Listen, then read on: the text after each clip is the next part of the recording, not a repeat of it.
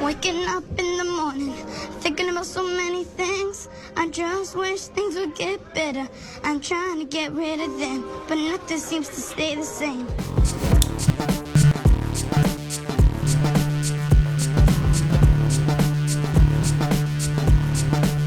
Hi everyone, it's 2FAST2MOVIE. I'm Alexandra, and I have my co-host here, Abraham, and today we're talking about episode 6 of Amazon's original series Invincible, titled, You Look Kinda Dead.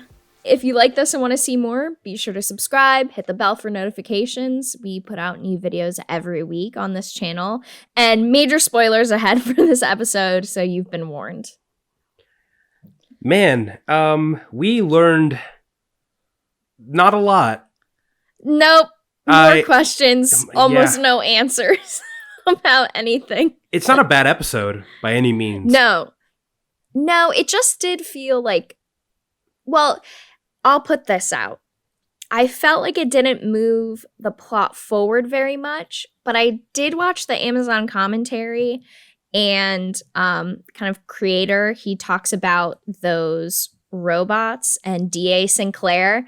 And he's like, you're going to see a lot more of them. They're in the whole series. So I don't know that we'll see them more in this season, since we're only 2 episodes away from the season ending. But we're definitely going to see more of them, which makes sense because they have Ezra Miller voicing him. Right? That I told you, I thought that was Matthew Broderick in the first opening scene. Because of his well, you're kind of like, he talked very like high pitched and strung out, so it sounded like him at first, but he killed it. Yeah, he does a really great douchey grad student voice. Mm-hmm. You're like, I want to punch this guy too. Very methodical, but also like, come on, dude. Yeah, this also has maybe one of my favorite yet most horrible openings. Oh, the shit. And I love how he looks over and that hall isn't named for him. Then he looks and he's like, that one. Mm-hmm. And then they also comment, they're like, didn't your dad raise prices on that baby medicine that everybody needs? He's like, yeah. He's like, fuck yeah, he did. Oh no. Look, I like the show, so you know, even in these low moments, because I think this episode overall was not as good as the others. Still not bad, and actually still very enjoyable. So like the opening is just, it's a testament to how well made the show is and how good the writing is, the cast and the animation. Because even at the end of the day, after all the complaints that I might have, still solid. So really good episode, yeah. Yeah. So we deal with a lot of human stuff in this episode, which may be why we think it wasn't as great, because humans overall suck. Yep. But so mainly, Mark, Amber, and Will take a trip to I said N, but it's literally called Upstate University for a tour, guided by Will's love interest, Rick. And while there, a grad student turned evil scientist robot attacks the college out of confusion, ultimately killing himself when he sees his own reflection. While Mark came on to the scene and fought as Invincible, Amber thinks Mark simply ran away and abandoned her, leading to a breakup. But during the scuffle, Will discovers Invincible's true identity, and D.A. Sinclair sets his sights on a new victim. Yeah, this kind of felt... This plot seemed a little off, I will say. It wasn't bad, but for where we are in the story and for where Mark and Amber are in the relationship, I don't know if this plot served them the best, because this is kind of a rehash of you know, like, you abandoned me, you ran away, you said we would always be together. But I'm like, he just got hit by a bus, and then I don't know. It's like, I don't think Amber is supposed to come off as an annoying character, and yet she is. And it's really only in this episode. Yeah. I think in the last 5, she was fine. And, like, I can understand the justification for writing her this way. I just don't think they executed as well as they needed to make it, like, sit well with me. Yeah, because obviously their constant conflict in their relationship is that she doesn't know he's invincible, so when he has to make excuses all the time, she doesn't know that there's a very good reason.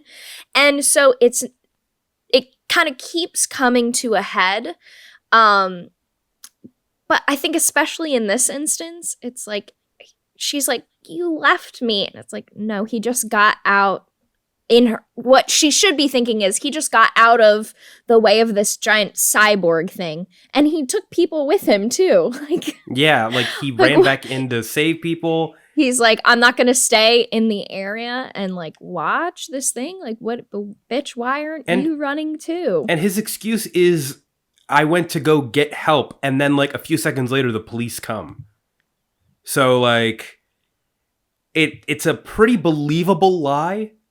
Yeah. And the fact that she is just like hell-bent on holding this, I wouldn't call it a grudge, but I think that's like what it comes across as. Yeah. It really just made me like roll my eyes at the whole situation.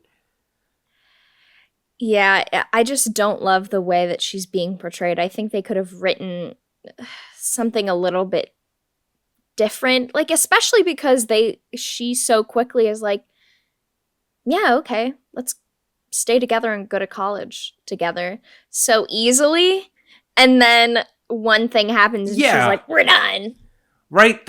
And yeah, I mean, I feel like I can keep talking about this forever, but but ultimately, like, I like to put I think we're putting our complaints in the forefront, because I think that was really the main complaint of the episode. But the robot plot itself, removed from, you know, how it furthers Mark and Amber's relationship, is pretty freaking crazy. It's so wild. Oh my god. The idea that this one dude, who we establish is a douchebag, so we don't feel that bad for him, but he comes out and Mark takes the helmet off of him and he sees his face and how messed up he is, and he like pulls a piece of his own skin off and then he impales himself. Oh my lord. That's very, very horrific. It reminds me of a Frankenstein and Frankenstein's monster, really. Yeah. Yeah, it's just very disturbing, and I liked how they concluded the fight, or how they concluded all of the fights by really like trying to reach the inner humanity of the people that had turned. So first it was him seeing his reflection, and then later on in the episode it's Rick and Will talking to him, telling him about the time that they had sex by the pool or something like that, which was I love that. That was the best summer of my life, or that was the best moment of my life. That's so funny. But yeah, it's, you know, even with part of his brain removed, Rick was still able to like fight back a little bit. And I hope they can fix him, but we saw a chunk of his brain outside of his body, so probably not. Well, I actually have a theory as to what they could be doing with that, but I think I can bring that up later on when it's more appropriate, because there's a point where we can talk about that. I have a theory for that, how that could be brought back up. But I don't think all hope is lost for them. No. And then, of course, the one little B plot that we have in here is Adam Eve deciding that she's not going to be a superhero anymore, in the sense that she's going to be like stopping alien invasions, but she's trying to kind of help the natural world and help humans on a much more individual level. Yeah, I love that for her. It's really well written, and given her power set, makes a lot of sense, and she's doing a great job. But we can't have a sweet young woman on a journey of self-discovery. Yeah. She must die. We were talking, and we're like, there's no way that they're going to keep Adam Eve in the show as this altruistic, good-natured character in this world of... I mean, Lord in heaven above, I hope that I'm wrong. Yes. But I know this show, and I know shows like this, and the fact that we're in episode 6 and she has reached the end of her arc means that she's gonna die, and it's not gonna be good. Or at the very least, if she's not gonna die, the world is not going to take her with open arms. Yeah, and we were like kind of theorizing how that could work. We were talking about it, and I was like, it kind of makes me think of in The Incredibles, where they stop like the train from going over the tracks and everybody dying, but then everybody on the train has like neck braces on and they sue the superheroes. Like, that's kind of what I'm thinking is going to happen. Like, she, is obviously still very young. All of the teenagers in this show are like 16, 17, maybe 18. And so she might be doing stuff that she doesn't even realize has a bigger impact. Like, she's like, I'm just doing this good thing. But maybe people disagree. Yeah, I was saying, like, maybe it has, like, something to do with, like, monetary... Because, like, the deforestation or the forest fire that was happening, she put it out and then she replaced all the trees. Well, isn't that someone's job usually to do that? If you keep doing that, will that put people out of work? What about the surplusing crops? That's basically like you're just injecting money into the economy. I don't know. Like, See, sounds like she needs to learn a little bit more about macroeconomics before she goes around saving human lives. Well, that's the thing. I feel like that conversation or something where someone's going to come up to her and say, you can't do this because it has X, Y, and Z effect. I don't know how that's going to lead to her death or her demise. But we feel it in our bones. So, putting it out there. And again, her dad is horrible. Oh, Continues to be terrible in this episode. Total piece of shit. I can't believe how unwilling her parents are to support her when she literally has godlike powers. She's Dr. Manhattan. Oh my gosh. And I just remembered when he says the worst day of my life was when you got powers. And she says, wow, that hurts more than I thought it would. Yeah. So it's like something internally she kind of knows. And then he says it. Oh my God. Where's superhero therapy? Well, she needs it. That kind of spells it out even further, because if the last conversation that she has with her parents is that, and then she dies or something happens to her, I guarantee you at their funeral or whatever, he's going to be like, I was right. And I'm going to look at that guy and I'm going to flip off my computer screen watching the episode, because I will be just full. I should be writing the show. I can see it coming from a mile away. I know. And you made another prediction. I don't know if it was last episode or the episode before. And it totally came true. So Mark's brush with death pushes Debbie to confirm her suspicions about Nolan. With Art, Taylor to the supers, they both realize that Nolan most likely killed the Guardians of the Globe, or at the very least, threw the first punches. Nolan tries to repair his relationship with Art and Debbie, but can you ever really trust a person who could easily snap you in half? I can't believe I called it. You really did. Because I was like, you definitely gave me the alley-oop, because you brought up the great point where blood in and of itself isn't enough to prove that Omni-Man did anything. And they agreed! Yeah. They're like, yeah, the blood it doesn't, there's blood everywhere. And I was thinking like, yeah, so maybe there must be like marks. And the fist was the ace in the hole. The friction marks was one. But they also talked about what's his name's Batarang.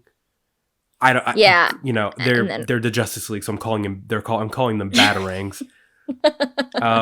And then what War Woman? War Woman's hammer, the metal, the shrapnel. Yeah, the metal is like stronger than gold. And then the water from Fish guy I don't remember him. I don't remember their names. This is where they tricked us in the first episode, but have shown that they probably won't do that, is there were some very big names voicing the Guardians of the Globe, and then they all got killed off. Which I don't think is going to happen from now on. I mean, maybe it is. But, yeah. So that's super tense. And then Omni-Man shows up to Art, like, when he's locking up. And, they have an uncomfortable couple of beers. Yeah. Because they both know. I mean, because, you know, Debbie, there's a great scene where Debbie's leaving and Omni-Man is like, oh, yeah, you know, I'll go help you. And she's like, no, you need to do your thing. Remember? You told me that you had to do this thing. She leaves, and then he checks the garbage bag where the suit is, and it's filled with, like, a bed sheet or something. Yeah. And then when they're at Art's place, it cuts to him just hovering outside of the building, just looking, just his feet. Yeah. Oh, terrifying. Yeah, he's continues to be a scary dude. And they've drawn him more scary in these last 2 episodes. I think he had softer eyes in like the first. Yeah, was it? I was like, damn, his eyes are really like, there's like circles in them. They're really intensely blue. He's bugging out, and the shadows on his face. Oh man, there was something about. I wonder how much of the voice actors, like if they ever film them doing scenes or they simply do the voice acting, but they actually do. I saw behind the scenes.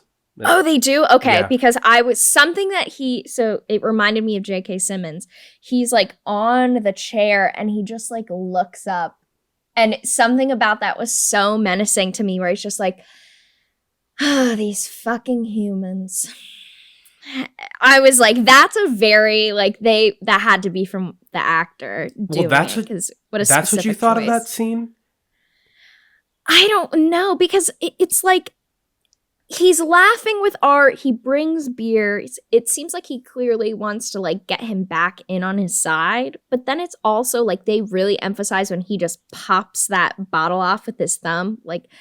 Which is almost like just a reminder, a tiny, subtle reminder of how strong he is to Art. So it's like he wants him on his side, but I felt like he was telling Art, yeah, you're not going to say anything to anyone because I'm a good guy, but I can easily not be. I don't know if that's what I think. And that's totally believable. Well, so what were you thinking? Well, because I don't know, because we don't know what Omni-Man's plan is. We don't know how much of this relies on his actions being secret. Mm-hmm. Because as we saw on that alien planet that he went to in the portal, if he really wanted to, he could destroy everyone.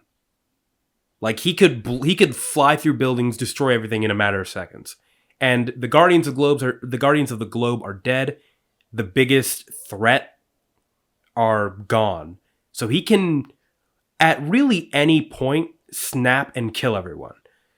Mm-hmm. So I don't know what he's waiting for. Maybe it's Mark, but I don't know if he necessarily needs to convey that, you know, that commanding presence anymore. He just is. He doesn't have any reason to hide, and it's already slipping away from him. I think we'll really have to wait until we know what exactly it is he's doing and what he's been waiting for. Yeah, it's like he's unhinged, but we just don't know in what way. Yeah. And it's there. I don't think anything has been answered for us since the first episode when he killed the Guardians. We really haven't gotten almost any clues about why he did it. Everything is just kind of a guess. So, they can't end this season without. Well, I think Mark is going to come back after that whole thing went to shit. And then I think his dad is going to have like a one-on-one talk with him.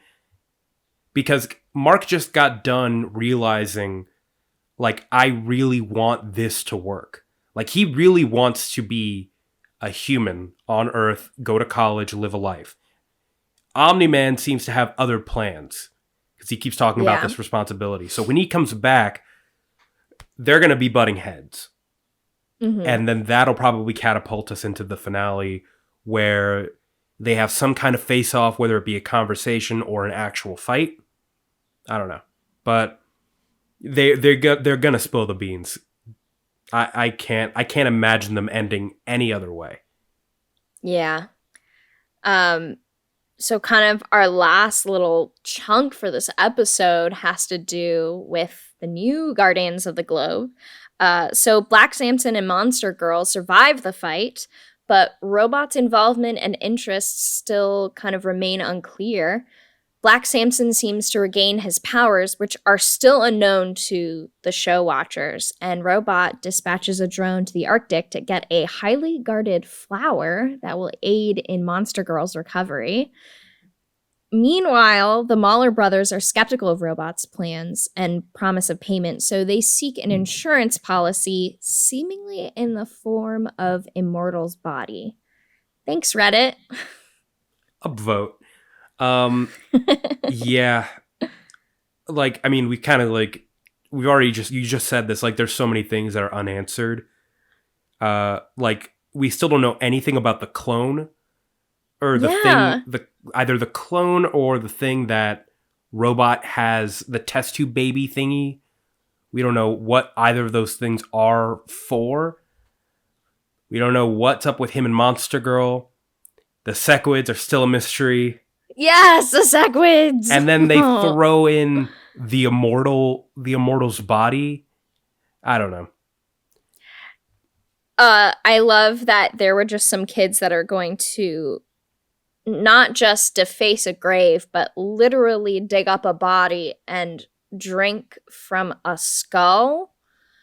And they brought peach schnapps for that too, which, I don't know. I would want something that's a little more sterilizing if I was going to drink out of a dead person's skull. So it's alcohol. Yeah, low ABV. I would say Everclear. Maybe bring some water to clean it up too. But we don't even know if Immortal's skull is there because in the second episode we see his head at the headquarters. Yeah, and then the Mauler Brothers line when they said, "Don't believe everything you hear on the internet." The placement of that line could leave the implication that, or leave open the implication that his body isn't in there. Yes. So, which if that's the case, then why are they there and who are they there for?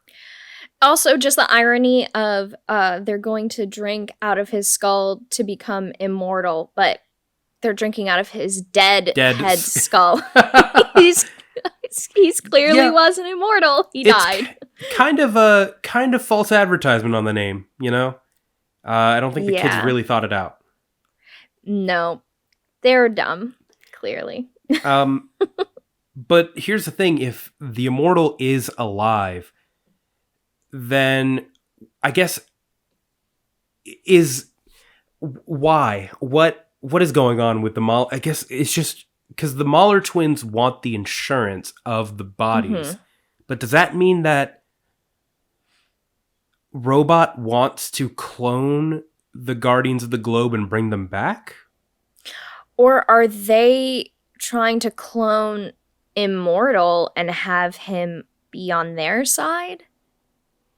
I don't know. I'm very confused with where the Mauler brothers are going because they've literally been in the show since the beginning of the first episode, and I feel like we've been strung along some kind of course, and we just don't know where it's leading to. Because we thought we knew where it was going with Robot. And we were like, oh yeah, because Robot wants a clone. He clones.